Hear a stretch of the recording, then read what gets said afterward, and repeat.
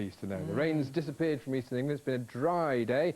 The Atlantic influence has taken over, so this massive cloud is coming our way. That one's going away. The rain's now falling off the coast of Holland.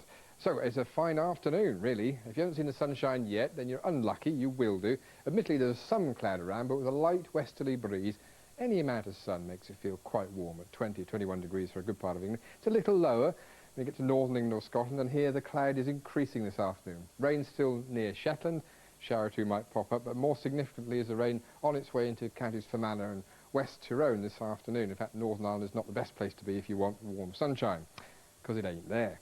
For Wales and the southwest of England, same story, light westerly breeze, temperatures in the high teens and a fair amount of sunshine. Now this condition should last throughout the rest of today. So the temperatures can't go much higher, but we are still about 3 degrees above the average for late September. Overnight tonight, the rain crosses Northern Ireland and hits Scotland. It might for a time be quite heavy in the Western Highlands. For most of us though, it's a dry night, not cold, about 10 degrees, the lowest, that's double figures once more. A grey start, once again, we're used to that by now. It is after all supposed to be that time of the year. So at 9 o'clock in the morning, should be dry, if a little misty, or if not that, grey low cloud above you in Cornwall, Devon and Wales.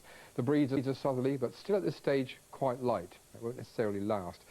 Ought to be a dry start in Northern Ireland, at least dry in the air, if not on the ground. The rain by this time still left in the Northern Highlands, and plenty of fog on the hills and the highlands and the southern uplands, maybe to some degree in the northern Pennines. But I think if you come south of the Scottish border, it should be a dry start. Maybe not as sunny as you might like. There does look like there'll be more cloud around tomorrow, generally speaking. But you'll notice no rain, and 10 or 11 degrees the low start with a light breeze. Now, for much of central and eastern England, it'll be another dry, fine day and quite warm. But the rain that's coming in across Northern Ireland is quite significant, persistent, and at times I think it'll turn heavy just before it stops. It's crossing the Irish Sea to Wales and Western England and Western Scotland by the end of the day, and the air within it is not cold.